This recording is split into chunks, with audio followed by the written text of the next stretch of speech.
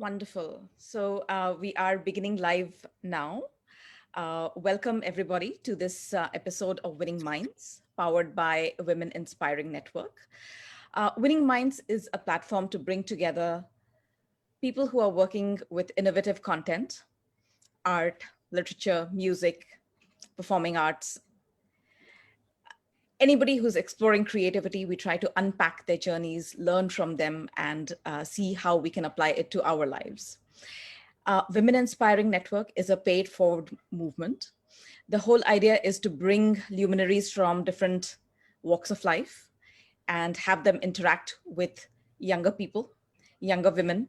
And in the year that we have started, we've actually been able to interact and reach out to more than 10 million viewers across channels, across platforms, across different events. So very, very excited today to host a very special event, which is looking at ideation, curation, creation, and the dissemination of art, visual art, how it's changing, because technology is a great force, a multiplier, which is really changing this domain. So we will look at the journeys of our eminent panelists, and we'll also try to see how technology is expected to change this domain. So without much ado, let me first welcome our guests, and then I will do a formal introduction of them. So we have Dr. Alka Pandey, and Alka is, well, anybody who's in the art circle doesn't really need an introduction to Alka, but Alka is an art historian who's taught art and aesthetics at Punjab University for more than 10 years. She has been the consulting art advisor and curator for the Visual Arts Gallery at the India Habitat Center. And she was most recently, the art consultant and director for the Bihar Museum, which is one of the new and really well, created museums in India. She has won multiple awards. So she's won the, and I will pronounce it like really incorrectly, but the Chevalier d'Ors Award by the French government. She's received the Charles Wallace Award. She has written, and I'm counting 17 plus books, multiple monographs, multiple papers, and delivered different kinds of lectures. She's worked and curated shows across India, globally. And if we look at the museums that she has set up, in addition to the Bihar Museum, she set up the Divine Gesture Museum, the Udaipur City Palace, the Kanha Museum, and the Singin Nava Museum, right? And she, clearly is a doyen in the field of art and aesthetics. Our next panelist, Mina Mukherjee, is a cultural producer, curator, and she's the founder and director of Engendered, a New York and Delhi-based organization which is looking at transnational arts and human rights. And she's been focused on the intersections of gender, art, marginality across South Asia. She's been curating art with a feminist point of view, and she calls it an instigation and investigation and reflection of aesthetics and visual spectacle. She's been a technology, finance, and management strategy consultant in New York, and she left that to produce and curate contemporary South Asian art, cinema, as well as performance festivals in New York.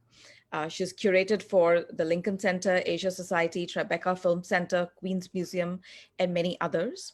And in India, also she's curated multiple visual art exhibitions, and she's brought to Delhi, North America's largest South Asian human rights festival. She's been featured in multiple lists as one of the top curators in India. And Myna, a huge welcome to you. I know some of the exciting things that you're doing are in collaboration with Italy, and you're looking at art and crafts across countries, and so would hopefully look into some of those through our discussion. And finally, I would like to welcome Ushmita Sahu. She's the director and head curator of Emami Art in Kolkata, but she also was an artist who has studied from Kala Bhavna Vishwa Bharat University in Shantiniketan. She's worked as an artist, an independent curator, art writer, and scholar for many years. And she's done numerous national and international projects, right? And as part of Emami, she's been involved not just in bringing forth cultural practices and production, but also a lot of mentorship, discourses, creative exchanges, that the gallery sponsors.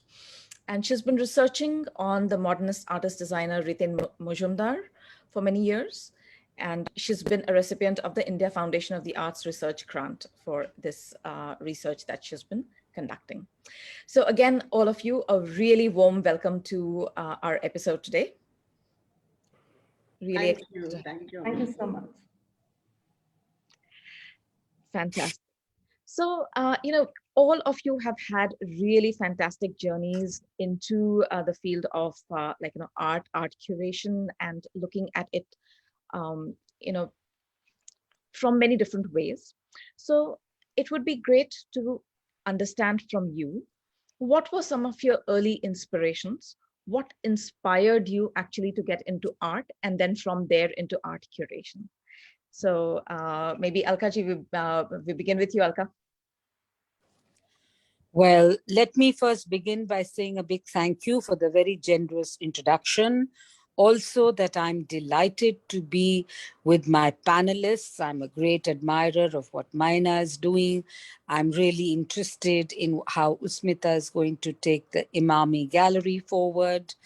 And of course, I have been part of a very minute part of your journey when you launched your book at the Habitat Center. So all what I want to say is that my journey into art was, like most of the important things in my life, have been by accident. I never, ever, ever thought in my life that I would really be so well immersed in the arts. Some of my college mates can't believe that I have really gone into academia in such a big way, because I started by doing an undergraduate degree in economic honors, and I was more into theater, dance, and very strangely into sports. I was a national player for basketball, and did I ever think that I would be an art historian? Well, that's really a very strange journey that I've had. But here I am, well and truly enmeshed in it, and have been here now from the year, I would say, 1984. So it's been almost a 37-year journey into the world of art history, because it just happened that when I got married in 81, I got, kind of catapulted into a one-horse town called Chandigarh. The only thing great and international about it was that it was conceived as part of the Nehruvian vision to be built by a Swiss-French architect called Le Corbusier. So living in this legacy of Le Corbusier, with cement buildings, high buildings with a lot of glass, very different and very kind of not at all suitable to the Indian climate, made in a city of grids. The only thing which really was the saving grace of my life was having had to join an MA in art history at the Punjab University. When I joined art history in 1981, and if I told somebody I was in the Department of Fine Arts, people used to think it's finance, not fine arts. And the subject of art history was very little known. But it was art history which saved my sanity, which saved my marriage, because I had moved from Bombay to Chandigarh, where everything was sasrikalji, and it was bhog and matching salwars and dupattas. Anyway, to cut a very long story short, after my 2-year very, very wonderful course of art history at Punjab University, which had actually been set up by Mulkraj Anand, and this great statesman, ICS person, MS Randhawa, who was very much into the art of the Punjab hills. Chandigarh became really a laboratory of ideas, because we had the College of Architecture, the university was a vibrant university, we had Har Gobind Khorana's legacy, who was a Nobel laureate. It was quite intellectually very robust. And after my MA, I did my doctoral thesis from there, which was on Indology. And then the Charles Wallace, when I went to London, it changed my life. And coming back to India in 2000, after being a year in London, I shifted from being an academic, from being a reader in the department. I set up the visual arts at the Habitat Center, and I became primarily a curator. So from an art historian, academic, I turned into a curator. And I came into curation through the art historical journey, unlike a lot of curators today who come in through literature, who come in through anthropology, who come in through film. So as I love to keep going back to the Natya Shastra, like how there was an intermingling of the arts in way back in pre-modern India, in the same way, curator, which is really a more modernist term, also today in the contemporary world can come from any kind of discipline. It's basically stringing an ideas together like a ragamalika and going forward. So I became a curator through a very, very strong art historical position. But today, as we speak, I am more a curator through Indian art, heritage, and culture. But definitely very global, because many of the ideas which are very Indian are also universal. So that's all I'd like to say. And later we can say more, but I'd like to also hear how my co-panelists, who have equally rich and exciting lives, to know how they got into their journey. Thank you. Fantastic, Alka. We'll definitely unpack a lot more of what you said.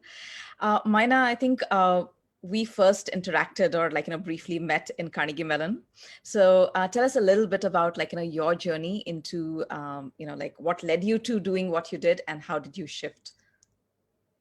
Well, thanks, Amrita, for inviting me. It's really a pleasure to be here with Alka and with Ushmita. I'm actually working with both of them. I've just started working with both of them recently this past year during the pandemic. So I'm excited to learn a little bit more about their individual journeys as well. My journey is a little bit crazy, actually. I was always interested in the arts, but the performing arts was something that my parents kind of was part of my growing up. But it was never something that was taken seriously as a career. Like all good Bengali girls, I had to have culture as part of my everyday surroundings. And my parents are huge cultural enthusiasts. But I went to Carnegie Mellon with an idea that I might want to study art management, actually, but ended up doing a policy and management course, master's degree, and information systems and finance. So, and that was just the logical progression because I was fairly ambitious and wanted to do well financially, and that was what was hot. I mean, CMU was known for information systems and finance. I went to I started my career on Wall Street, and as a management consultant initially, and then later on as the vice president of convertibles arbitrage hedge fund, which was a huge departure from everything that I was doing. But along with being in New York, what happened was that it was a very exciting time for people from South Asia in New York. There was a quiet revolution that was taking place. There was a certain amount of ghettoization that a lot of South Asians were pushing back against. People like Jhumpa Lahiri, a lot of artists and activists I stumbled into one evening sort of a very fringe festival called Diasporadics. And it was a festival of arts and activism. And it was electrifying when I walked in. There were all of these ideas, conversations about identity, conversations about heritage conversations about our lives as women, gender for sure. And I really, I mean, that was sort of like a starting point, and I got involved. I became one of the people who was helping produce. I was more privileged than a lot of other activists at that time. And I felt like I could really contribute from the production point of view for that. While we were producing, I also had, there was another thing that was happening, which was like a music revolution. The underground, South Asian underground music was taking, everyone from Talvin to Kashkale to, and there was sort of this very exciting mix of activism and music that was happening in the clubs, and there were no clubs that were actually catering to South Asian. So there would be like this flash club or a flash mob, like a flash mob where people would just gather and again talk politics and talk music. And one of those days, in a very drunken kind of after a very drunken nightclub experience, I looked up on the ceiling and there were all of these beautiful artworks that were above my head. And I don't know whether it was the intoxication, the music, but whatever it was, I looked up and it felt incredibly inspirational. It turned out that it was the work of this amazing curator called Lisa Emadi, who later on went to become one of a documenter curator. But at that time, she had just put out works in like this converted church that was a nightclub. And I looked at the work, felt immediately like something transformed within. And, I had been working for quite some time, and I decided that I would pursue my dancing, and took a sabbatical for 2 years. Decided to take a sabbatical for 2 years. During the course of that sabbatical, I gained what are called my street credibility in New York. New York was an amazing place that allows you to dream. It embraced me as a dancer. I mean, my dance company did better than I could have ever imagined. But even while we were performing, one of the things that really frustrated me was the sort of Orientalism that kind of followed all Eastern art practices. And,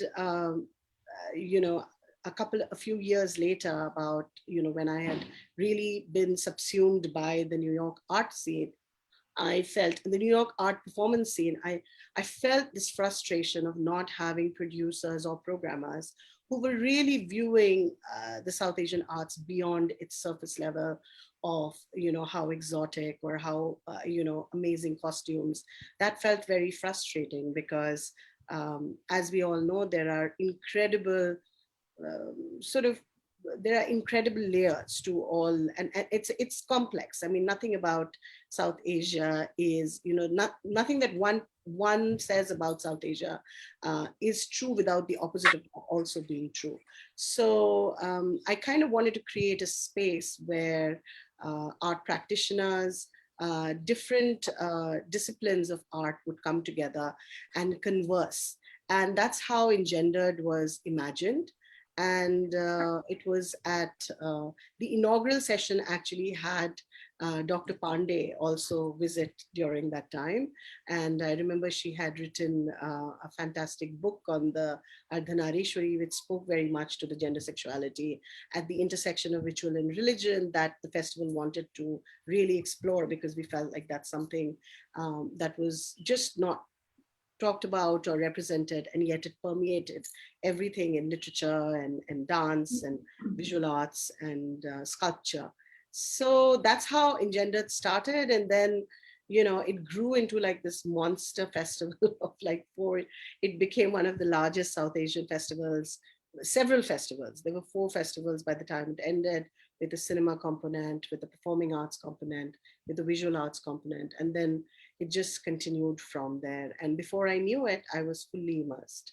So that was my immersion into the arts. And, and about, I think, after 25 years of living in New York, I decided to come back to India. I'd never really worked in India as an adult. So I wanted to see, what it was like, really connect and understand.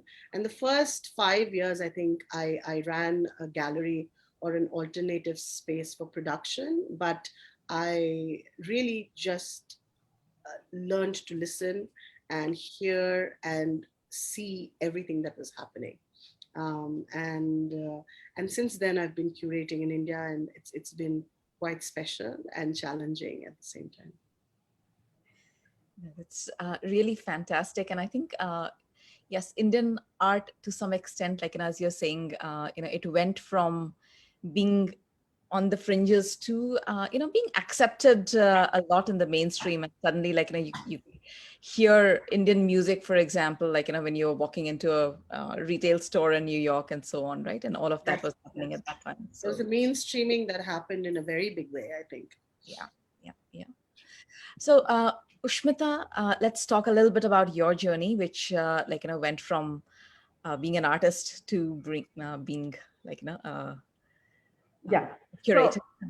I mean, my journey is more, how should I say, internalized in a way, because I grew up in a family of artists. Both my parents have studied art. They had studied art in Bengal in the 70s, and then they had moved to Delhi, and stayed there. So I kind of grew up surrounded by art, and as Myna had pointed out, all Bengali homes have cultures kind of ingrained in the upbringing, but mine was more geared towards the visual arts. And I grew up with books all around, and especially art books. So I remember, even in my childhood, when I was just looking through books growing up, these art books that my parents owned was something that I kept going back to. So I grew up looking at, strangely, my parents had, a taste for abstract art. So I grew up looking at a lot of Malevich and a lot of Paul Klee and others. And so I think that also informed how I came into the art practice, to study art in a way. And it was almost like it was a no-brainer. I really didn't wish to study anything else. For a time being, there was a kind of a struggle whether I should go into a more, staid or stable, you know, uh, uh, stream. But then I think art won out, and I studied in Delhi. I actually did my bachelor's in Delhi Art College. And growing up in the 90s, my studentship coincides almost with the growth of Indian art and art scenario. I grew up in college looking at exhibitions by exciting artists who are now big names. I remember I was in, I think, around beginning of my college years when I did see artist exhibitions like Bose and Sudarshan. Yes, so that kind of informed how we were all also surrounded by these great stalwarts, modernists, but also these young guns who were coming up. And then I took a couple of years break, and then I came to study in Shantiniketan, which I think was another huge turning point. I mean, looking and understanding art that belongs to the whole country was relegated to a region. I mean, what I later realized that the Shantiniketan masters, were in conversation only later when R. Shivakumar, scholars like him, started this whole dialogue that when did actually modernism start. So I think these were also points that were very, very important to me and have informed how I approach, my curation, and also how I approach art later. So as a practicing artist, I did gear towards abstraction. Mina knows, she has shown my work as an artist, and abstraction came to me, I think, because I was so involved and so immersed in these books by these early abstract artists. So I think that kind of got ingrained in me. And then Shantiniketan, and then coming back to live here when I married my husband, who was also studying art there, and then he's now teaching there as a faculty, and he's also an artist. So I think there were all of these influences that have informed my, not only my practice, but how I now look at curation, which actually came about by an accident. There was, again, like Dr. Pandey mentioned, there was a gallery that had come up around a decade back. And so my practice as a curator is not very old. It doesn't go very far back, but considering a decade. So this gallery, they were looking at to come up with an exhibition, belonged to a friend. They invited me, and I looked at uh, could I do something like this? They invited me to curate, and I enjoyed the process so much. I think this whole curiosity about looking at other practices and then bringing these elements together, looking at curation almost like creating a work of art. You are looking at various perspectives and trying to bring it together. I think that really appealed to me, and I enjoyed the process. I kept going back to it again and again and really enjoyed the process. And I think that's how it started.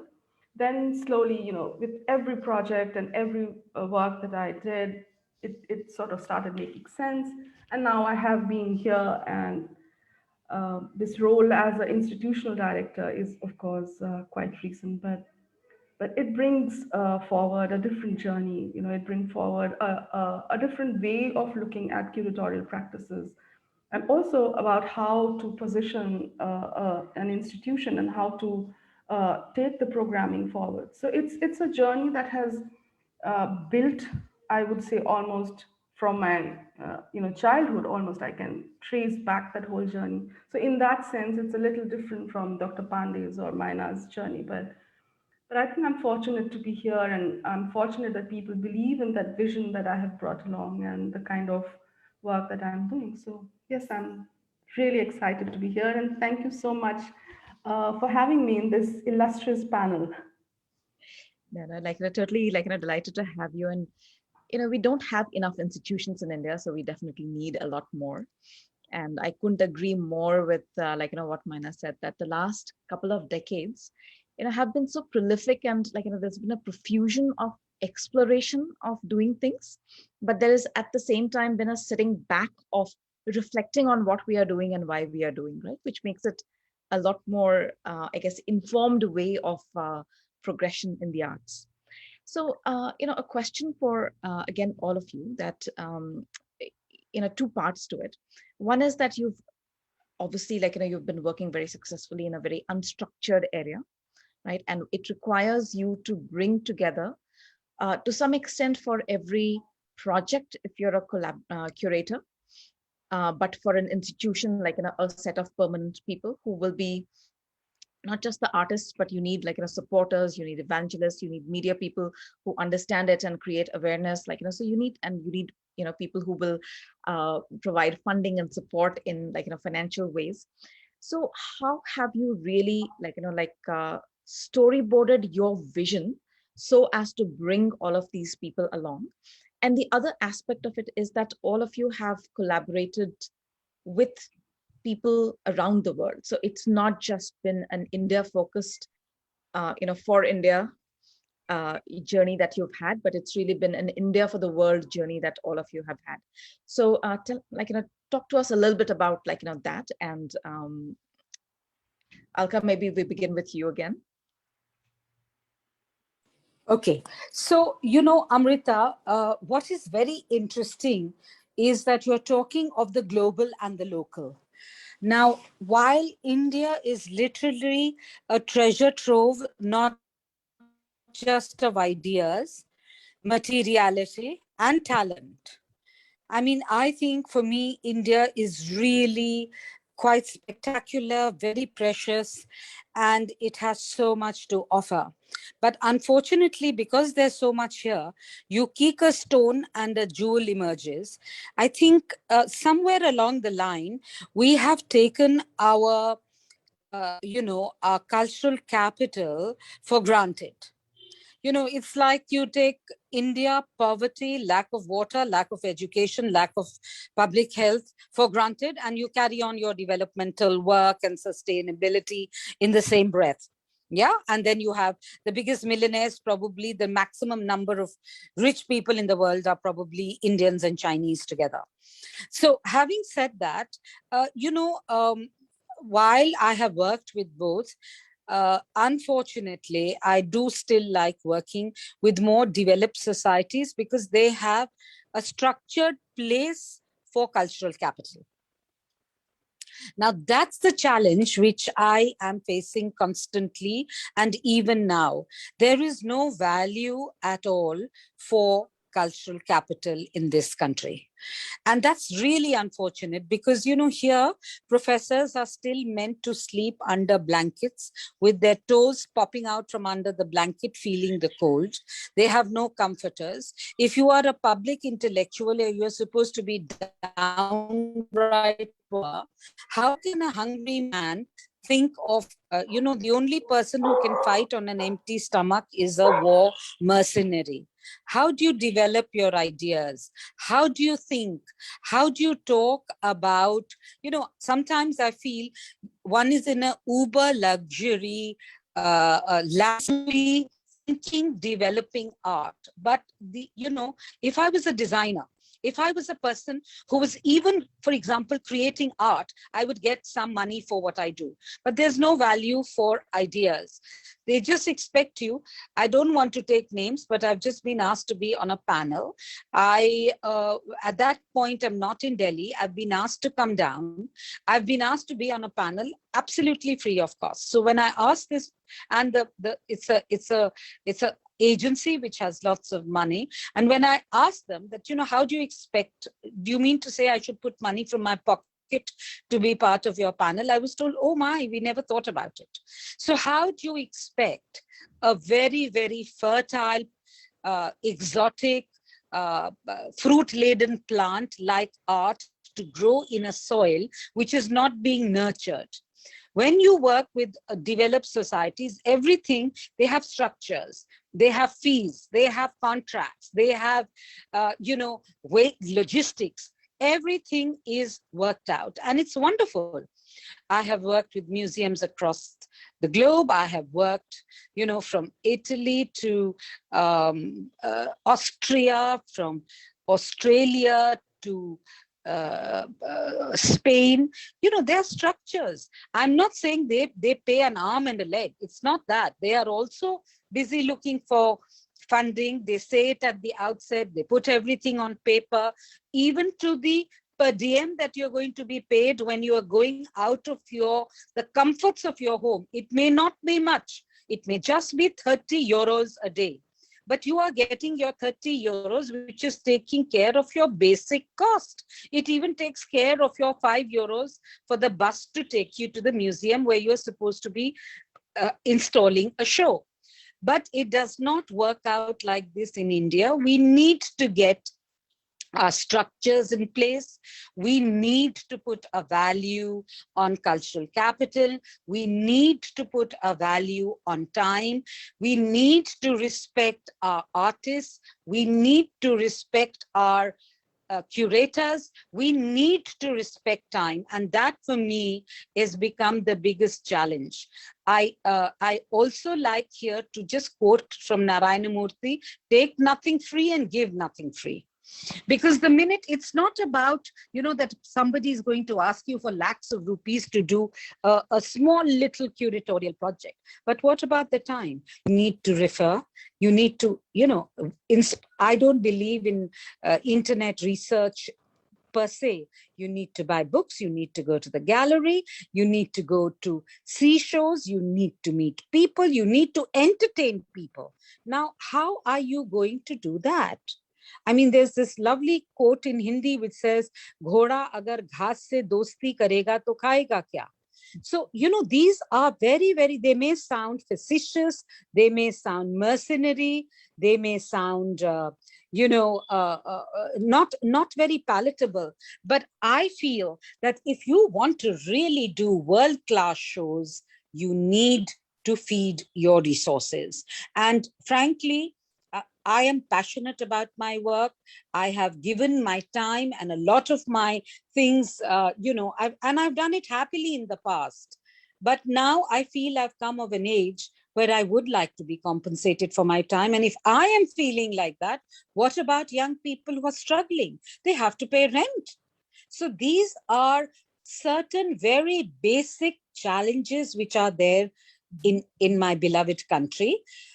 And I think we all need to, because we are all in positions today, whether it is you, whether it's Ushmita, whether it's Myna, whether it's me, we should begin first by putting whoever we hire, by putting a value on the person's time, bringing respect to our field.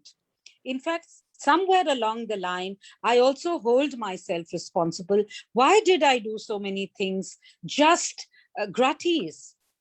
There was no need. The people had the money, but I actually devalued not only myself, but my entire community. I hold myself responsible for it too. One should be firm and polite and put a value. Respect yourself, respect your ideas, respect your knowledge. This is very, very important. And I think the first thing for most of us is having to learn to say no firmly and politely if we are being devalued. That's all. And I think artists particularly, look at our artisans, look at our master craftsmen in this time of pandemic. I mean, my heart bleeds. Many of them, we are going to lose so many of them because they are not going to be able to come back to their profession. They are selling vegetables. They are going to sit at home and work as daily wage earners.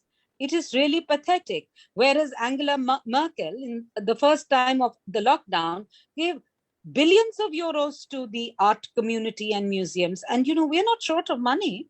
But as this lady told me, oh, but I never thought that you're going to come to be a panelist. We never thought there would be a value. Now, these are things which we have to look into. Why are the arts and the artistic resources always marginalized, but they are the first people to go to do an auction for the cause?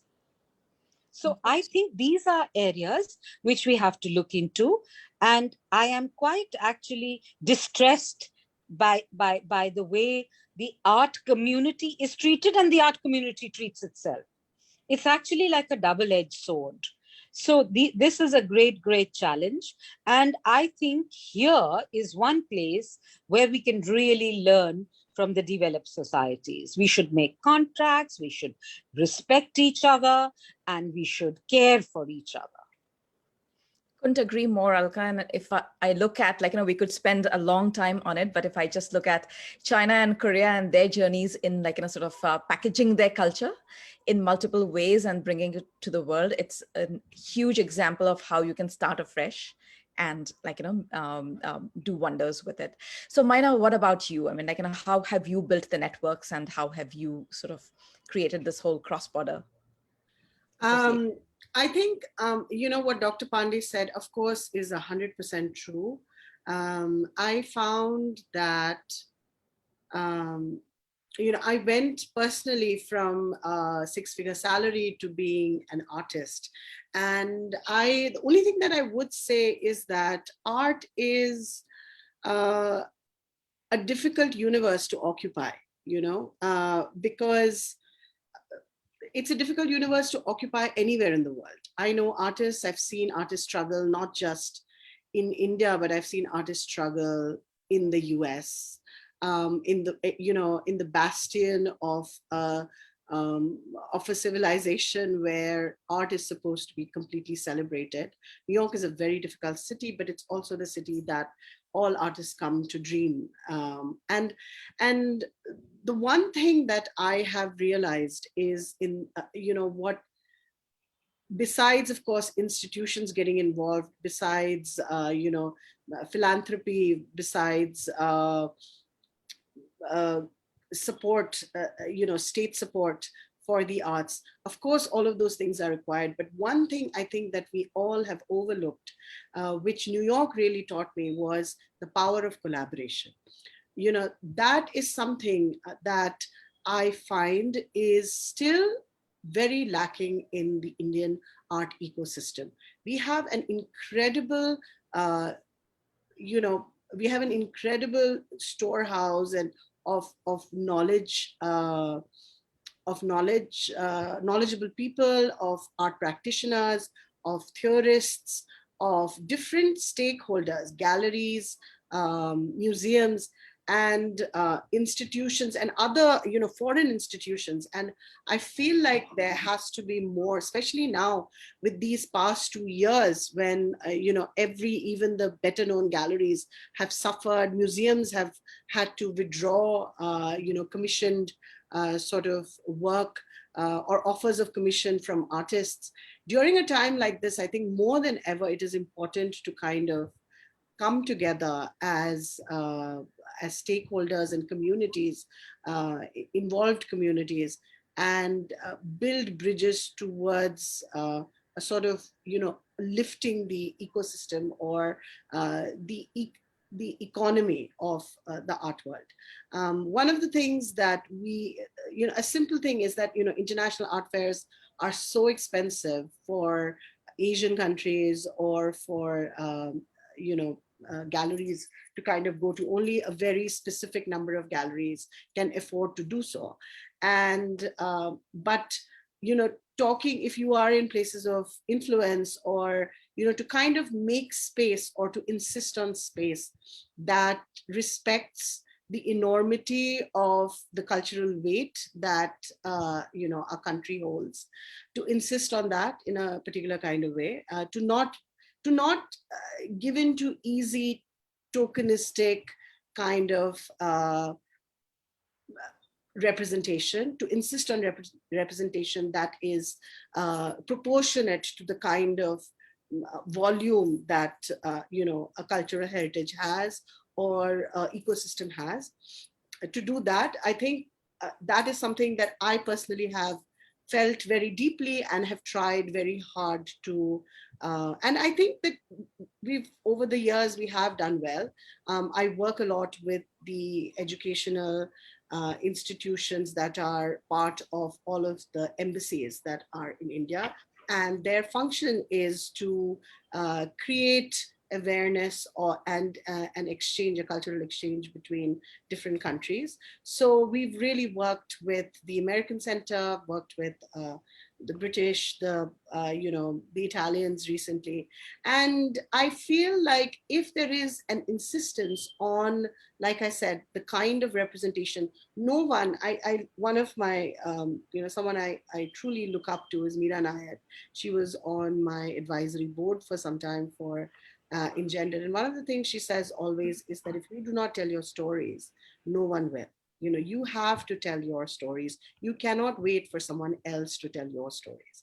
And I think that insistence, of course, like Dr. Pandey said, we must learn to say no or walk away from tokenistic, appreciation or curation or lazy curation, like I say in some ways. I'm very used to that, you know, but I think doing that and then collaborating, like we are doing this particular time when we are going to Artissima.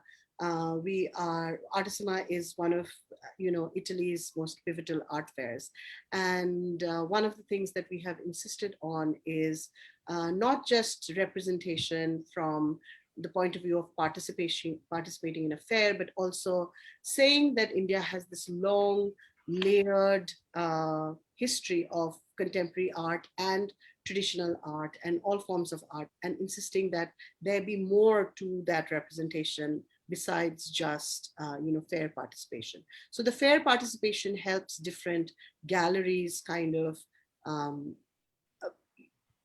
find a certain amount of buoyancy in an economy that is very depressive right now.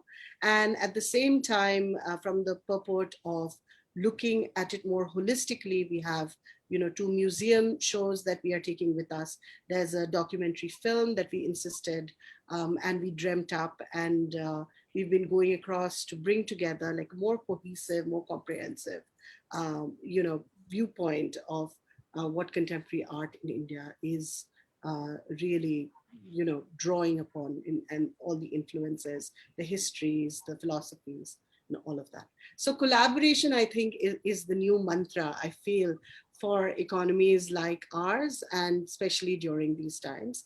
But yes, everything else that Dr. Pandey said is also very, very critical and important. Philanthropy is important. State support is important, and understanding and respect of, contracts and, other people's time and artists' values. Obviously, all of that are very critical to how the art scene in India develops. No, and there's always at the beginning sometimes a gatekeeper mindset, and that Sure. really, like as you're saying, needs to shift to the network mindset that we all rise together, Right, right, right? So right. that's like, Absolutely. yeah. So Ushmita, what about you? Like what has been your approach towards creating stakeholders? And you're in an institution, so right now you have to look at stakeholders in a very different way, right? And as well as the collaborators that you have globally. Right. So, if I may, some of the work that I'm doing right now has been informed by what I went through as an individual, as an independent curator. So, what I realized, and as Dr. Pandey rightly pointed out, in the lack of this ecosystem, we've all been asked to work or curate without being paid. And to my detriment, at many times I have said no. I have put my foot down, but being dubbed difficult to work with, or somebody who demands a certain kind of payment. But I think, as she pointed out, it is very important to create those benchmarks, because it is not just for you, but you're also creating an ecosystem on the whole. uh, so if I am willing to work without getting paid, then I will create an ecosystem where I will expect somebody to work for us, or for an institution, or for me, without getting paid, because that is a mindset that carries forward. So this is one aspect. The other aspect that I have very strongly felt in the last years is that India is a large country, but look at the centers of art that we have.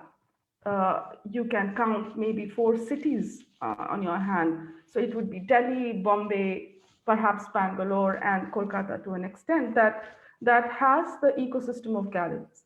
There are cities like Vadodara or Shantiniketan where there are art colleges, or Chandigarh, but they may or may not have that kind of a developed ecosystem of galleries, or a space to show artworks, or to create this larger platform of art fairs, or even Kochi is of course an important aspect that has come in with the biennales. But again, India is such a large country, and if we kind of divide it from the center, most of the art centers are situated in one radial line from the north to the south through the west.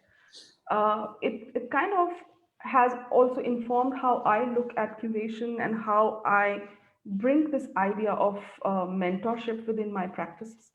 Because I feel that the eastern region, has been neglected in that till an extent. Till the early modernist period, there we do get a lot of attention in the modernist masters. But then, as the movement of India's contemporary art shifts, uh, a region has been neglected. We do not count within that larger ecosystem, or within that structure of, even though that structure may not be as extensive as we want, but it still exists in certain cities. But this whole region was quite neglected, and that is what I felt, that all artists have made a kind of exodus movement towards either Bombay or Delhi. So whenever you ask a young artist from Bengal or the Northeast, which again doesn't feature much within the larger conversation, everybody is moving to Delhi or Bombay, to get their voices heard. So I have brought this idea of amplification of the voices from this region, this idea of mentorship, this idea of collaborations, to give voice to where Emami as an institution is centered. So, for instance, within the programming that I have launched right from the outset is something called the Locus in Focus, where various programmings, whether digital or exhibition making or a conversation, it looks at amplifying voices from the region. voices that need to be heard, that need to be given a platform to come and be talked about. So this platform does not expect anything in return. I have initiated several conversations over the past few months where I look at practices that are interesting, invite them on board, and then have a dialogue, uh, thinking that this may give an impetus to these artists' voices to be heard beyond the region, because I think that is important. An institution and a gallery, although we are a private institution, but we are also a gallery. But that does not mean that we cannot have this whole idea of giving back.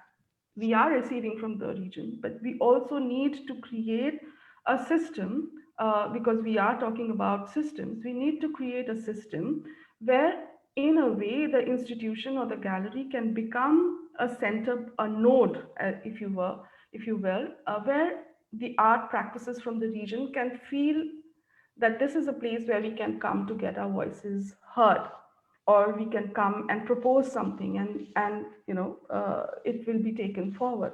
So that is something that is very, very important to me personally. And as I mentioned earlier, I have been mentoring a lot of young artists from this region. Mhm, mhm. um, I think, that's fantastic, because we think of Bengal school and we think yeah, obviously like there's a whole history and legacy that is there. yeah, That's happening in the yeah, contemporary. sorry, yeah, did I get locked out? No, you're there, Ushmita. But Yeah. I froze, I guess. So yeah, so these are the kind of strengths that I want to explore within the context of creating collaborations. And then there are the larger collaborations. For instance, like Myna mentioned, that we are collaborating on certain projects.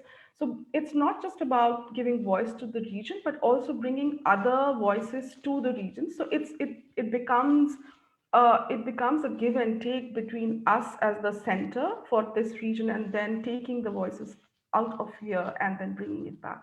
So that, as an institution, I think it's very important to become, to initiate these partnerships across India and across the world, so that it also creates in the long run opportunities, again, for the artists and the art circle here, while also we are able to show these wonderful, amazing, talented people from this region to other parts of the world. And I really appreciate what Myna is doing with Artisama, that she's not just looking at kind of the known voices, but she is also, curating a lot of the voices that may not be that well known, or that are not in the limelight, so to say.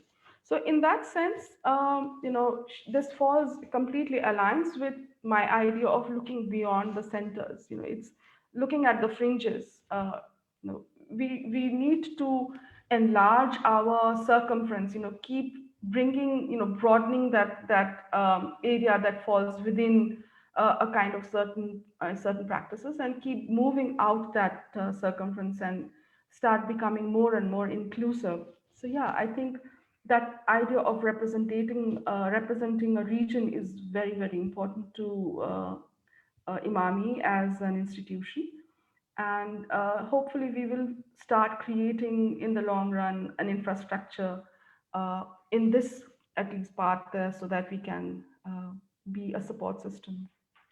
That's fantastic. So I know that Alka had a hard stop she had mentioned. So let me just bring her in quickly and shift gears into technology. And Alka, let's hear a little bit, because you've transformed as the tech space has transformed this the art scene. So tell us a little bit about what you think of technology, not just the social and digital, but also the new forms of art and new forms of curation that are coming in. Alka, Can't you're on hear mute. you. Yeah, now we can. Alka, you're on mute. Yeah, thank you so much for adjusting my time constraints, and apologies that I have to kind of run off on a hop, skip, and a jump. But today is one of those days. Anyway, so to come back to technology, art and technology, Well, as we all know that we can't keep technology out, whether it's AI or NBT or all the new, kind of interfaces we are having, whether it's augmented realities or VRs, we cannot keep ourselves away from that. But I think to a large extent, people of my generation, we still love the haptic. While I do find technology extremely, interesting, it's deeply vibrant. It has a greater amount, I think, not just technology, but you need to be also well versed with, the infrastructure of technology, just not, like when you said, when people started talking of new media, I went and saw this fabulous show at the Barbican, and I was completely at sea because it was all being done by computer engineers. And there were sensors, and, it was all very exciting to play with sensors, stand in a room, feel you being transported into another place. It was really a whole kind of different excitement. But, to really understand, I think many of us are not really understanding the algorithms of AI. We are not really submerged and subsumed and deeply immersed into technology. It is just that it has become such an important part of our lives, and particularly with the virus and the pandemic, that it's going to be playing a stronger, more dominant role. But I don't know how much, it's a parallel thing. It's something that is going to continue with the fine art practice. I would just like to give the example of the digital and the analog here. When you look at an analog print, the depth, the range, the color, the intensity, you cannot match it with the vibrancy of the digital. But you cannot get the candidness, or the literally that splice of life and the continual movement what digital can capture. The whole thing, even technology is changing so rapidly. In fact, when Myna had come with her team to shoot me, I was still thinking of large cameras, and to see 3 small cameras on tripods being put in a small little space, that itself was a novel, the space, technology, size, the whole thing had changed. In the same way, I think technology is going to change a lot of the art world, but it's going to be, either enhancing it, enriching it. It's going to be like a strong parallel journey. It's not going to, one cannot uh, translate or uh, transpose on the other. There can be hybridities, there will be hybridities, but I think they will each have their distinctive journeys. Like when you do an oil on canvas, you can turn it around in various ways through the NBT.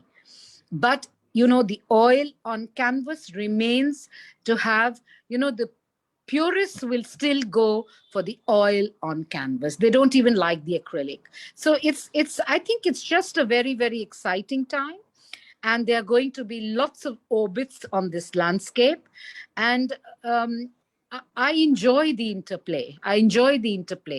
But my favorite still remains the handmade. Fantastic. So, So, yeah, before I'm going to stay on and listen to the others, but I will fade away in another 10 minutes. Thank you. Sure. So, in case, we don't get a chance to ask you, let me just, ask, right away, what would be your mantra to the young women who might be listening out to you today? I think follow your heart, follow what you are most comfortable with, and don't try too hard, because that doesn't work. Trying too hard just doesn't work. I mean, I tried very hard to be this very, contained, very non-reactive person, but I can't help it. I'm a deeply passionate person. I react. all what I can work on is do it nicely, you know? So all what I would say is go for the jugular, go to what your heart says, just do it with ease and peace and have patience. Because in art, the magic mantra is patience and rigor. That is the only thing. Thank you. Fantastic, Alka. So, Myna and Ushmita, let's go back a little bit, and there's the whole idea of storyboarding, right? Because there is art, but as much of art is about how you communicate about it, how do you storyboard, whether a single project or a collection or collaboration, whatever it might be. And combined with that is the whole role of the digital and the social media in how it's changing communication, and what used to be long form, sort of deeper layered understanding of meaning into art, now needs to be condensed and showcased in a different way, right? So talk to us a little bit about this whole need for storyboarding. First, why is it there? And secondly, how is it changing with digital and social media? So Myna, will begin with you. Um, so I think that approaching art, approaches to art have already been changing before even the digital. I think the first kind of sort of debate in presentation styles was kind of breaking down the idea of the white cube gallery, taking art into, so the public versus private. I mean, should art be for the elite few who can come to galleries? How do you make art more accessible? So I think that conversation has been an ongoing conversation for several years now, both in the East and the West. And, more and more art, if the idea of art is to transform and to touch a larger sort of, group of people across class, caste, different stratas of economy, etc., then how does one do that? And I feel like digital has enabled, of course, a certain kind of democratization, not just in terms of viewership, but also in terms of authorship. Authorship, dissemination. Artists have been able to reach audiences without having to have a gallery or an institution between them. So I feel technology is the great enabler. For me, it has always fascinated me. I feel like just like art, technology requires, it's a soaring exercise of the human imagination. I've grown up with people who are technologists now for over 25 years, and it takes as much of the human imagination to think of technology that enables more and more. It is, for me, a form of art. I've seen people equally passionate about it, and for me it has never been an essentialist attitude about technology replacing a particular kind of art or not. All the artists that I've spoken to a large number of artists who are fantastic painters, for example, very excited about material, and for them technology is just a tool. It's a tool that enables them achieve a vision.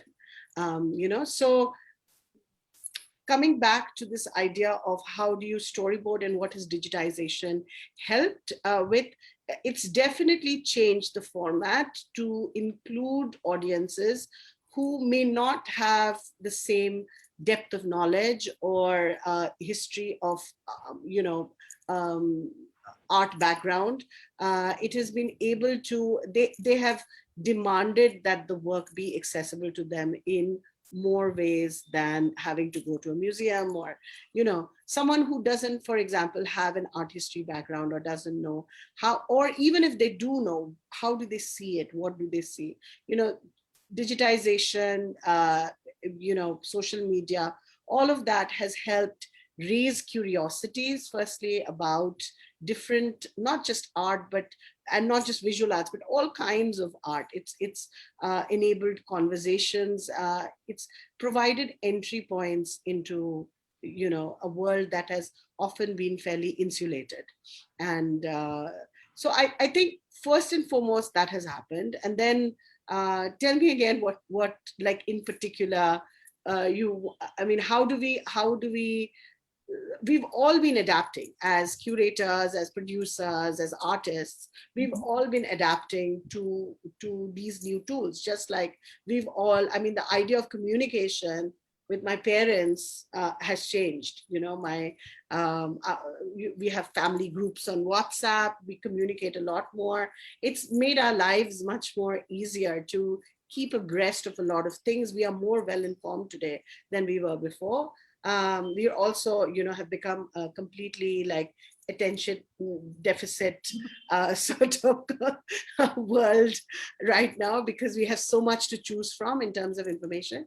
But I feel like that is really a preliminary kind of engagement with some of the social media or these platforms, because I think eventually interest persists. It's only and when that interest persists and you learn more and more, there is always the going back to that long form, or wanting to learn more. So I feel like it is the initial encounter with newer forms and platforms and technology that that makes all of us need to catch eyeballs. But I think eventually what persists for anyone in the art world, if it is, whether it is from the point of consumption of, say, a collector, or someone who is doing an art studies, or someone who's even just wandering, I think that if the work is what's the word, is heavy, then the engagement intensifies over a period of time. So you need both the long form, but also like the short form is something that we're all kind of adapting to. No, that's Yeah, fantastic. yeah, Ushmita, what yeah, about I you? completely agree with Mina on several of the points that she has mentioned. That the current trend of digitization is not new. If you were to go back a little, I mean, websites have existed, right, for many years now.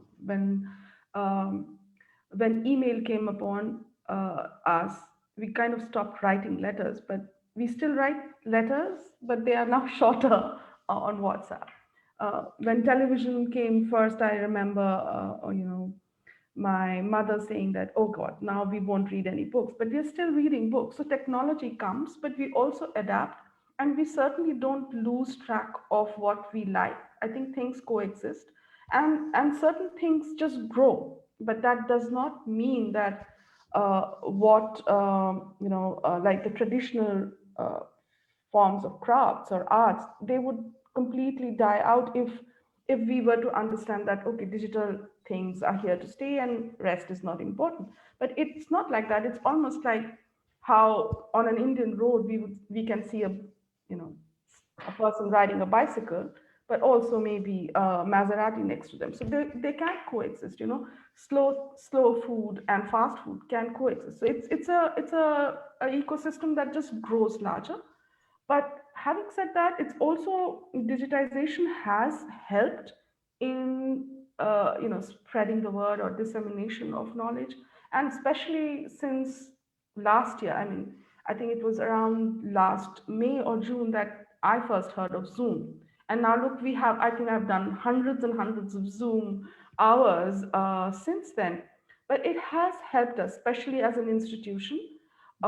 We want to reach out, so we have had exhibitions through the last year, even though the physical space was closed.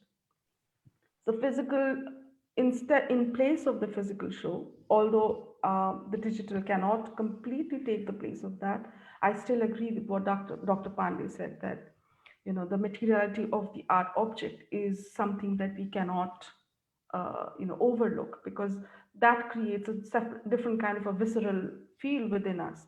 But having said that, the movement or the pivoting to that kind of a digital platform has helped. I think it has helped galleries, institutions, artists, art stakeholders across the world. Otherwise, what would we have done in this past year?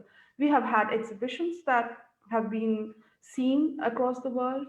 I have seen art fairs across the world. We have done programming through last year, a lot of conversations with artists and attended by viewers from across, again, across India.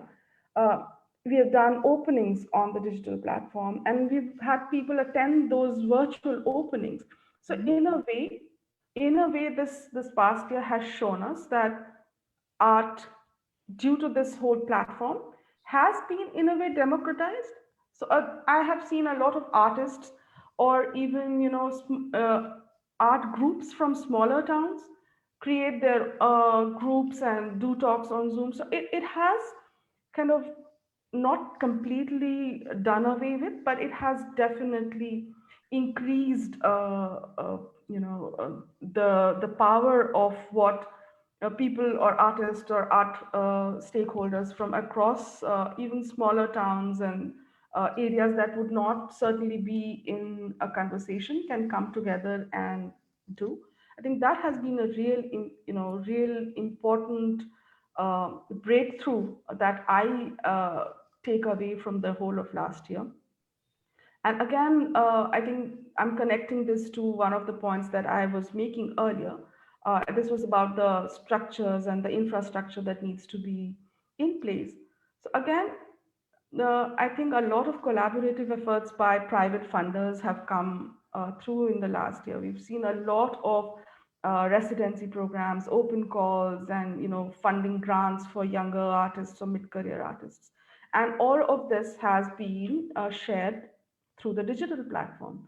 People have applied through digital platforms, and they have been, given all these things through, because it has just made it easy. Else, you know, uh, it might have been a really difficult time for artists, even galleries or institutions, without having that space to create and to continue these conversations.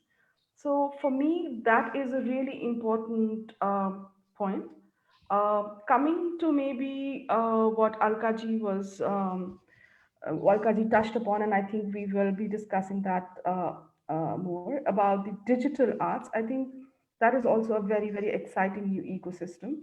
I certainly look forward to knowing more about the NFTs. I have been following and reading up. I wouldn't say I understand too much about it, but I do get a grasp of it. And I think all of us are excited that there is something a new thing on the block, and I think that's really exciting to know and learn about. And so we are collaborating with Myna for a very exciting AI project going forward. So uh, as as galleries, we are also looking at newer ways of interacting, of creating, and also of engaging with maybe a world of buyers who are not the traditional buyers, but who would look beyond certain conventional methods and materials. So I think it's an exciting new world, and as an institution, I think we are certainly very excited about what digitization means in the time to come.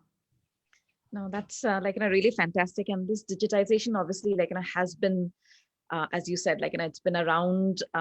It's not just about archiving. It's not just about bringing the artworks to viewers and to buyers around the world.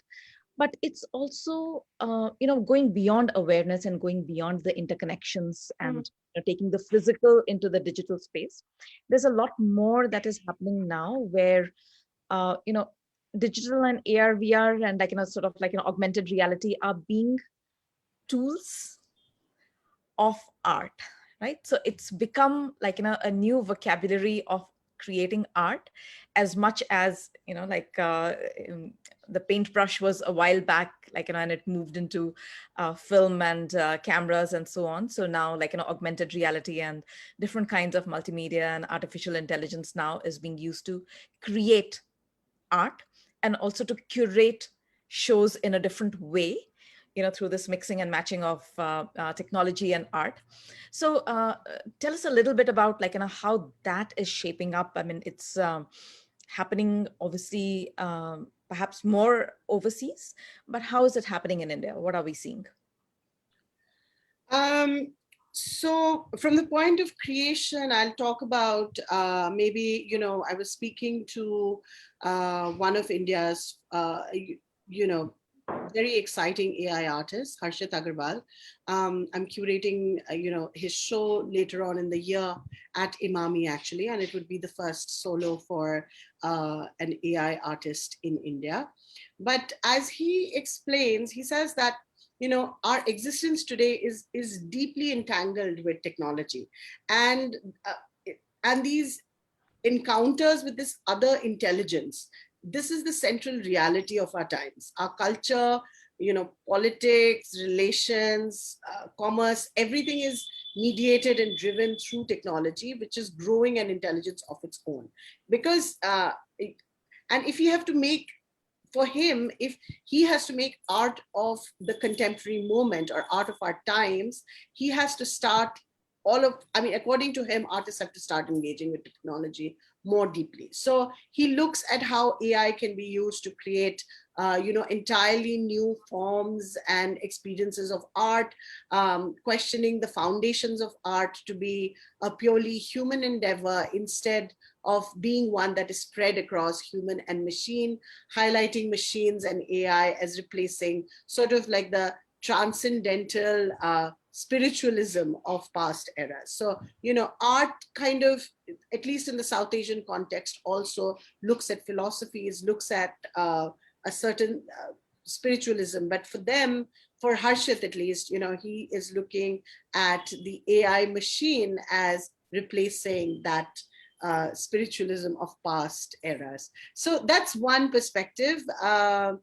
Also, AI has, creates this other dimension of adding new perspectives to deeply embedded themes in our society, like new lenses to look at binaries of identity, gender, caste, universality of ideas, all of those now being mediated through technology. So it is very much an engagement with, I kind of, again, am coming back to the idea that technology is not a replacement of any kind of, human imagination or human sort of participation in the creation of art.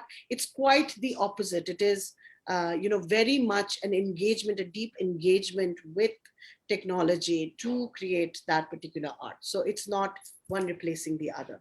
From the point of view of curation, even before the NFT, or I've been fascinated by, younger artists, newer aesthetics of, sci-fi fantasia. I do a lot of curation around gender sexuality, queer theory, and this whole notion of what is marginal and what is fringe, and kind of shifting the center to go and look from there. I think in 2016 curated an exhibition that included artists on Instagram that looked at sci-fi fantasia, that looked at, how different people, different younger artists were expressing themselves, how they have huge fan followings, how they, ignite imaginations of other people across continents. I find that, it really makes connections.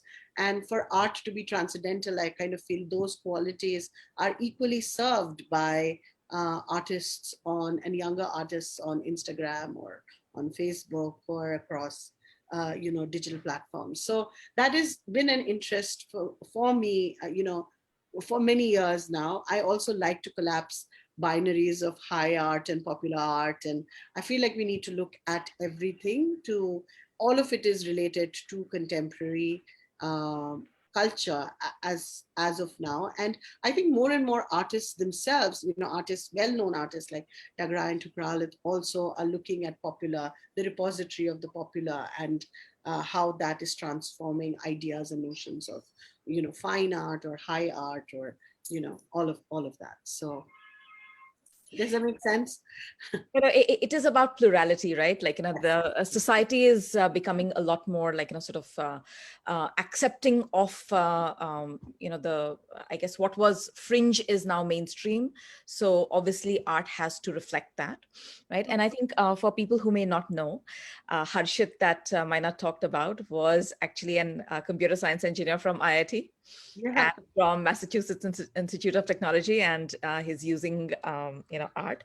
And one of the things that maybe I don't know if you can see the logo of my company, but we've been using the Mandelbrot, and the Mandelbrot emerged out of IBM labs almost in the 1980s, and it's really an equation. And if you look at fractal art, that's how it all emerged. And it's really looking at the convergence of equations, and every time an equation is converging a million times, and as it converges, it creates a pattern. Oh, So it's really been there for a while. And sure. Yeah, yeah, yeah. absolutely, absolutely. So I mean, that's I was also recently on the panel for selection of the Lumen Award, which is very well-known, prestigious award, one of the only in the world actually for art and technology. And it was really astonishing how artists dream up technology as participant in their work, and how the hundreds of different ways in which and it's obvious when you look at that work, you realize that this is not a passing fad at all. It is something that has been deeply researched. I mean, there's an ongoing engagement with it for over a decade now, a very serious engagement with it. So it's not just a fad. I keep hearing people say that, it's a fad, it's going to pass over. It's not going to pass over. This is like, moving from the spreadsheet to database. Everyone thought that it's a fad, but it's not. It's not. It changed our reality, and whether we like it or not, it's here to stay. So we either embrace that, and like you said, it doesn't mean that one will replace the other. I just think that it will in parallel, continue, and something new will emerge out of, like maybe a third parallel will come out of both the materiality of the visual art world as it exists, and then the kind of Yeah, psychotropic or yeah. utopic world of technology and AI.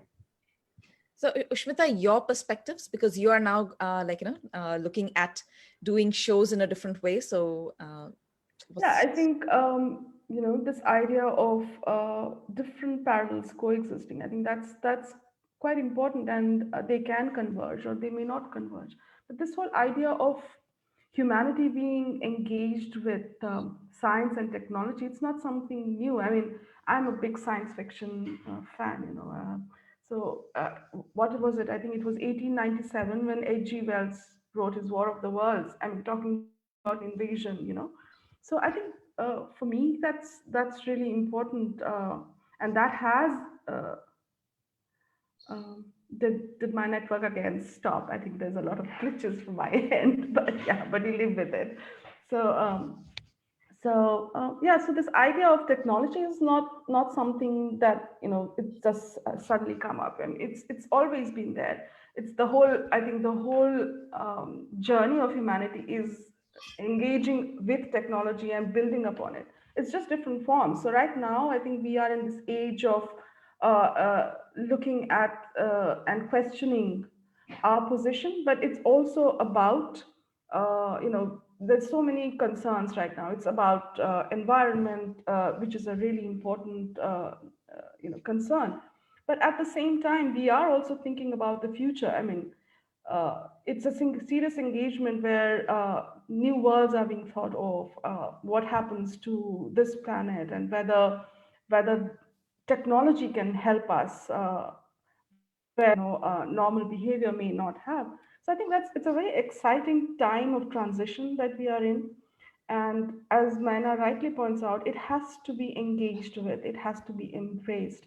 And we have to explore. I mean, every new thing that has happened is because maybe a small group started engaging with it.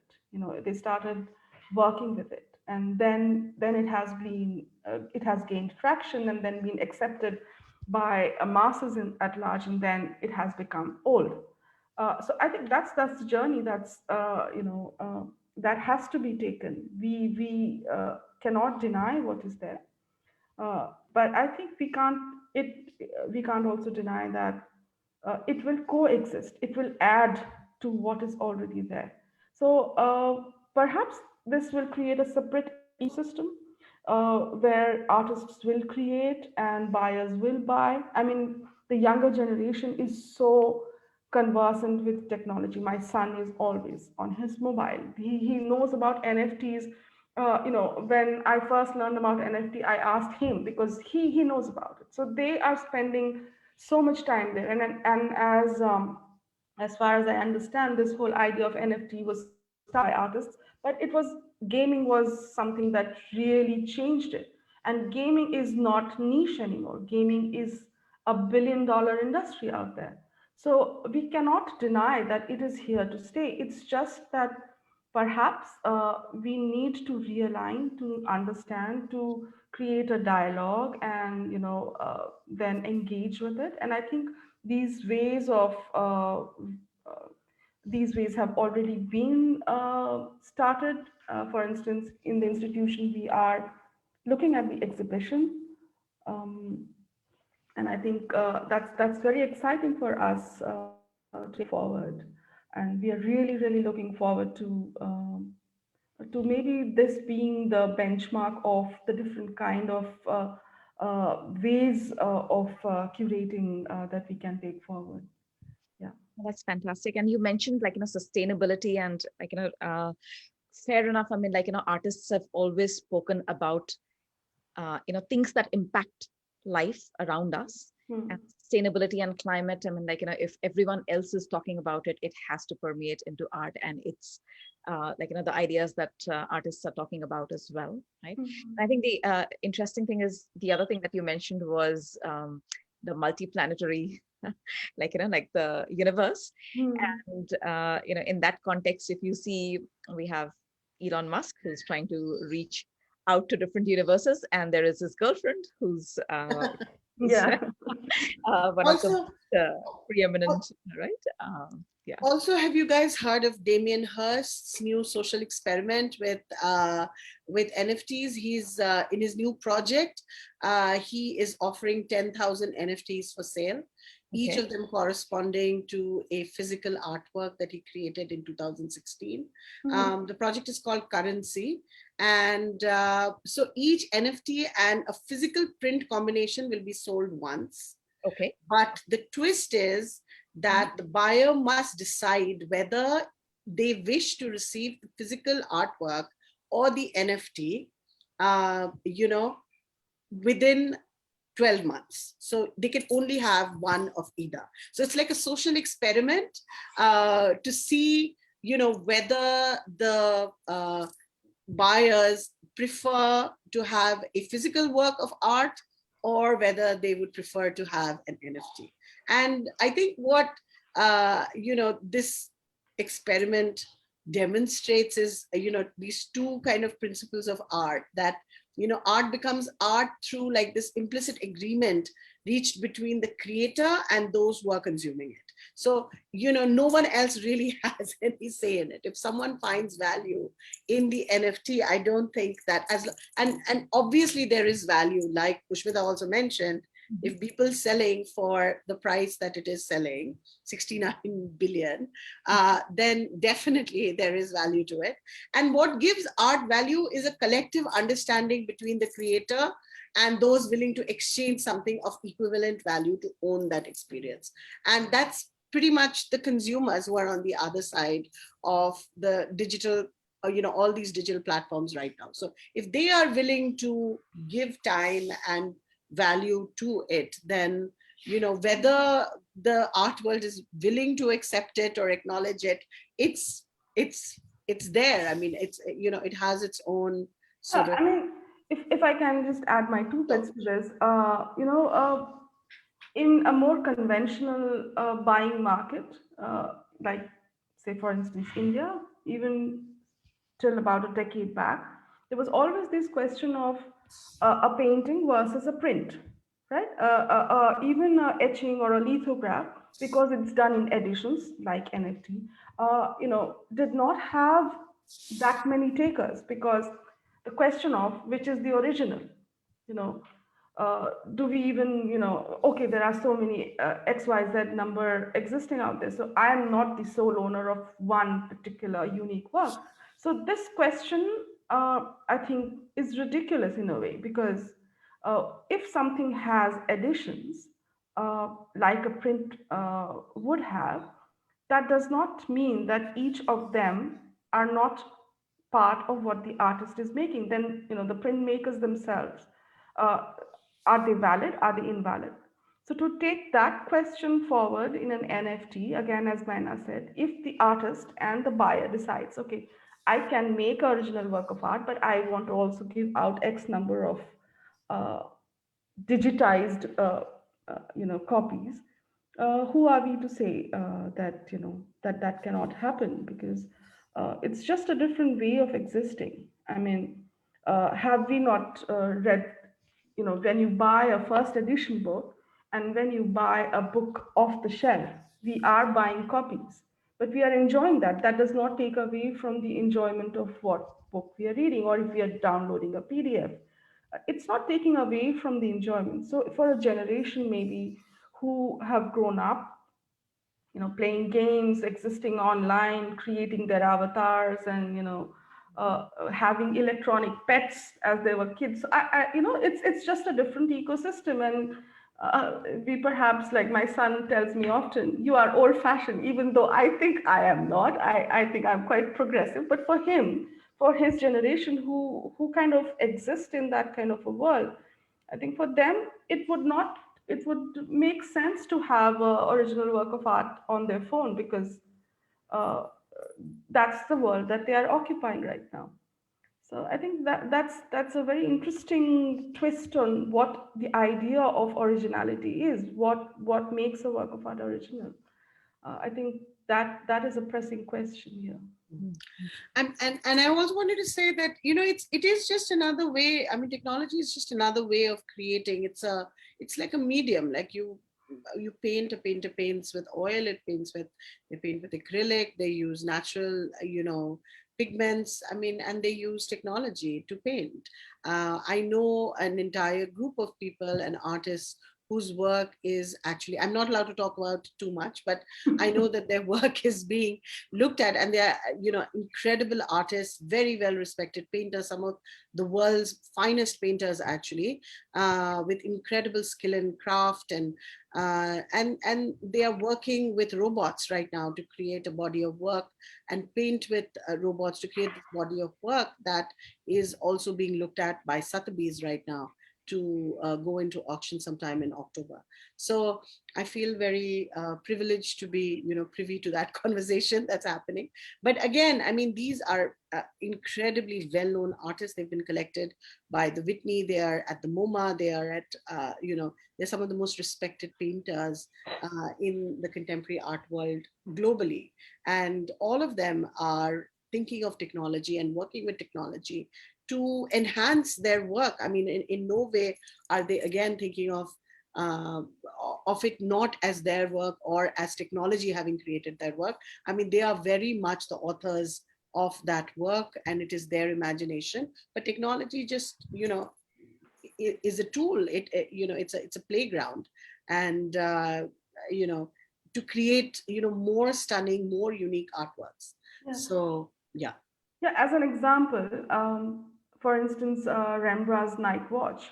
For the longest time, people wanted to understand what the missing piece was. And now AI technology has been used to extend that and to perhaps give us for the first time an idea of what it might have been, because the artificial programming has looked at the work, and then the analysts, the programmers who have programmed, also play a part in what ultimately happens.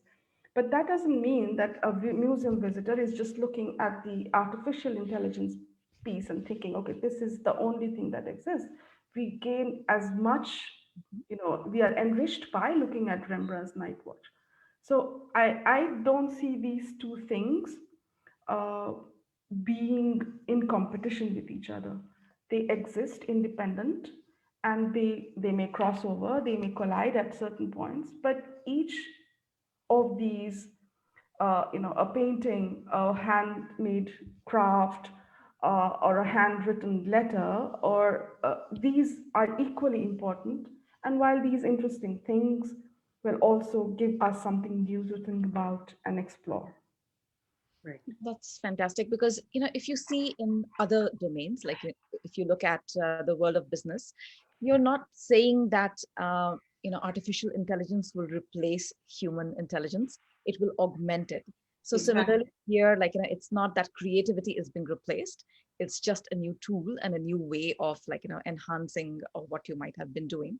But, like, talk a little bit, for people who may not, understand NFTs as much, Myna and Ushmita. So there is the authentication aspect of it.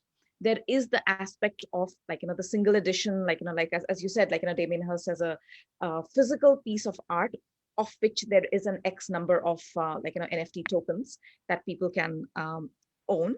But there is also this concept of shareable art and fractional art, right? Which, like, to me, perhaps, like, doesn't make as much sense, because, you're saying you're owning not a piece of art but a fraction of a piece of art.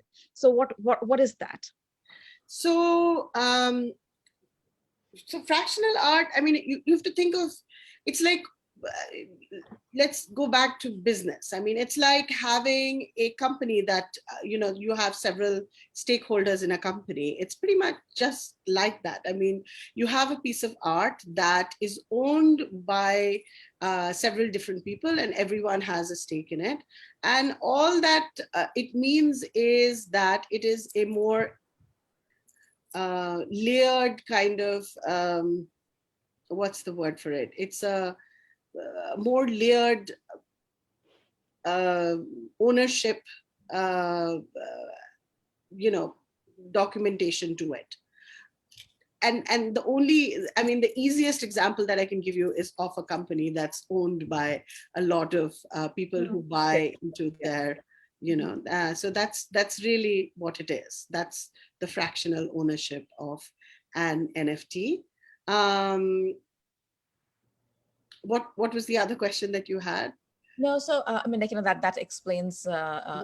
like, but Ushmita, from your perspective as a curator who's trying to reach out to buyers, are you seeing a shift in buyer motivation and psychology in India to accept this? And, you've got the first, yeah, are you seeing a shift? So I think it would be too early to say how the shifts happen in the longer run. But obviously, there is a lot of interest. There is a lot of conversation, which is always a great thing, because conversations do start change. So people are interested, uh, and a lot of artists who have been involved, like I think Myna mentioned, who, this is not a flash in the pan. There are many artists who have been continually working with this kind of a language for many years, and in some cases decades even. So I think they are having that moment, that moment has come. So this conversation will obviously also be translated into what the buyers now understand, because NFTs also have the other side, other aspect. It's not just about art creation, but it is also about being unique. So in that sense, it may be used a lot going forward, where especially high value or kind of physical works are sold. So it takes the place of the authentication letter. So that aspect is also there. So perhaps this might be accepted faster, but I'm sure there are dynamic young collectors who are open to looking at this. And also, as we can see that there's already a trend in certain galleries. For instance, Pace Gallery has dedicated platform for their website on NFTs, and they've also started accepting, cryptocurrencies. There's also, I think, OVR AI, which has started its virtual museum on the OVR museum. So I think there's, you know, it's a start, and I'm very interested to see how it translates into. And of course, we also have our work cut out as a as a gallery and institution. When we do have a show, it falls on us, and it also, it falls on the curator and the artist to create this dialogue, so that, we are looking forward to creating a larger dialogue, to bringing in more people to the table to understand, because everybody is very curious, but there's also this that in certain aspects of it is perhaps a little dense for everybody right now. So it would perhaps fall onto institutions and galleries to unravel these bits of information and to get it out there, to share it in easier nuggets, so to speak. So hopefully, we will see a change happen. Yeah. Fantastic. I think we could go on for longer, but it's been like it's perhaps time to wrap up the discussion for today. So as we end, first of all, a huge thanks to both of you for not just sharing your journeys, but also this deep dive into technology and how it's changing the ecosystem. But before we wrap up, two sort of closing remarks from both of you. Any messages for people looking to enter the visual art space, and your life mantra for success? Myna? People who are wanting to enter the visual arts space, I would say, if you're a creator, please create. I think if you are a creator, you can't do anything but create. I mean, I think that is also the fundamental truth of an artist, is that they will create. It is difficult to keep, art is foremost sort of, it's a primordial instinct. And so creators and artists will create. Art requires, like any other, to sustain a lifetime of art. I have had to ask myself very deeply what I think of as success. A lot of people think of success as this big celebrity sort of moment where, or particular price point that their work gets to. For me, art, for me, success in the arts is the equivalent of being able to sustain a lifetime of being engaged with the arts. And so to kind of have a more realistic uh, engagement with your own expectation of what art, why would you want to create, why would you want to be part of the art ecosystem, and to, because oftentimes a lot of artists enter the field like in any other, with like I said, these predetermined ideas of what success is. And it's like any other, you have to pay your dues, you have to walk slowly, you have to, everything leads and everything informs everything else. Nothing is wasted. I truly believe that. You're also at a point in your life where this moment in our lives is teaching us that we don't have to choose between identities. You can have multiple identities, you can embrace all of those multiple identities, and you can live very full lives that are cross-disciplinary, that cross-pollinate, and to keep aware, to be engaged always, to not be bitter, to not have preset ideas. I mean, I think those are my mantras for anyone who's entering any new field.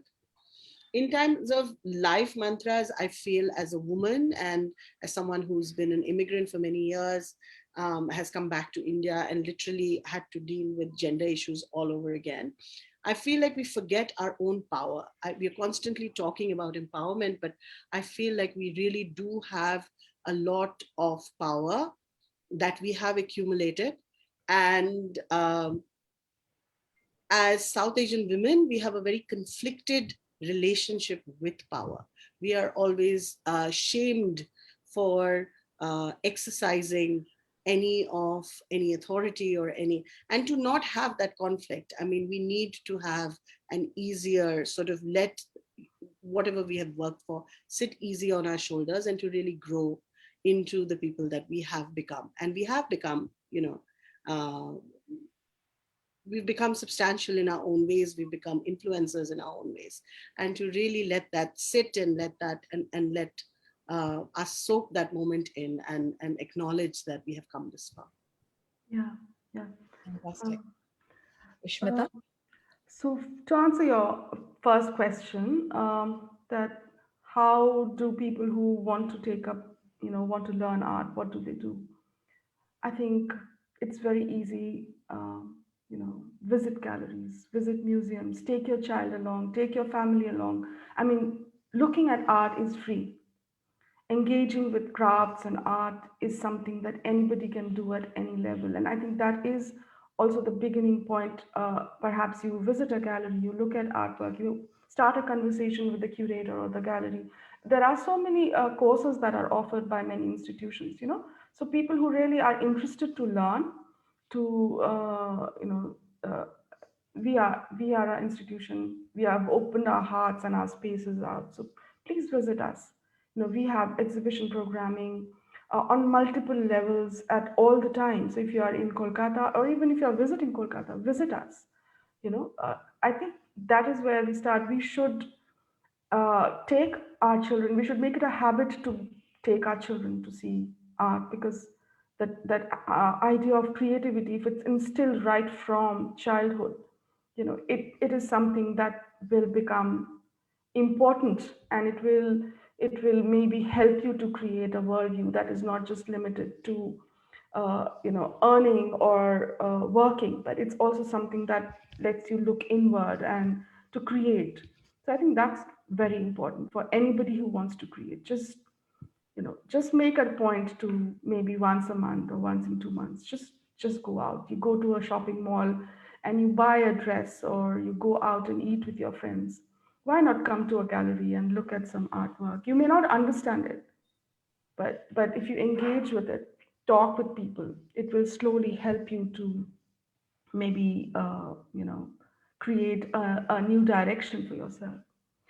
And about the life mantras, I think, as a woman who really took a long sabbatical due to many reasons, one of them being bringing up a child, but also who went through severe health issues for almost a decade.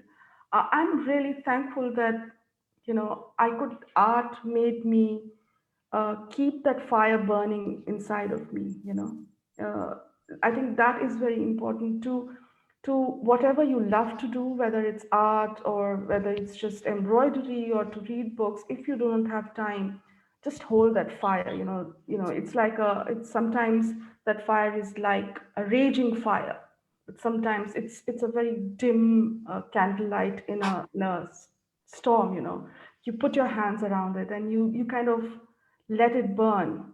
There will be a time where you can perhaps take it forward and get back to what you really love. Because I think as women, we juggle so many roles in our lives, and sometimes we do put ourselves on the back burner. So that is the second thing.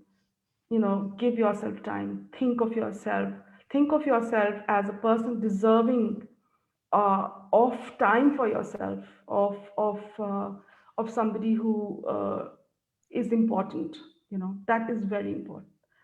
And the other thing is, create as women, we should create this whole ecosystem of collaboration and support. I think that is very, very important.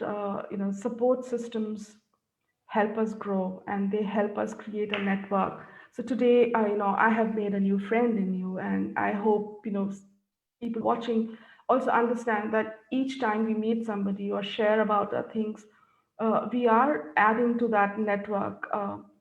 And for me, I think it's really important.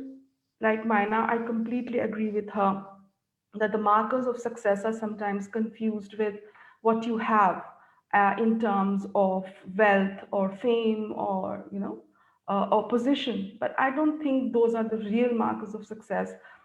Else, there are so many women artists who have just silently been practicing throughout their lives and maybe not had a single show throughout, but they have had that urge or that energy to keep working despite not being seen or showing their work. So I think for me, one of the most important markers of success is that if I am in a certain position right now, it is because people have helped me, people have collaborated with me, people have urged me on. So I, in my position, want to share forward what I have received. That is the only marker of success for me, that I do not, I am not a silo of information. I want to, open my doors and windows and share whatever I may have or may not have received. So I think for me, that is the most important marker that that propels me to do what I do. Yeah, that's my thoughts. Really fantastic, and it really ties in with the theme of what Women Inspiring Network is, that it is about paying it forward. It's about believing in yourself, but also seeing how the whole network can change. And a lot of lovely metaphors have come out of our conversation, from the candle to the raging fire and the primordial instinct that you were talking about, Myna. So thank you both for this really fantastic conversation. It's been wide ranging, it's been long, but thank you again. And Thank you. Thank Thank you. you, Amrita, for inviting us. Yeah, thank you, Amrita. Thank you, Myna. And I also thank Dr. Pandey, although she may not be here right now, but she's one of the people that we've looked up to and learned from as well. So yes, thank you. There are many Thank you. teachers. Yeah, thank you. thank you. Have a very good evening. Great. Bye. Thank you, everybody.